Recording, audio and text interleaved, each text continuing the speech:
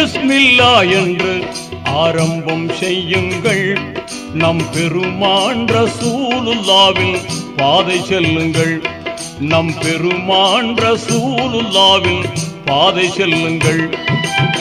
அருளாளனும் அல்லாதான், அன்பாளனும் அல்லாதான்.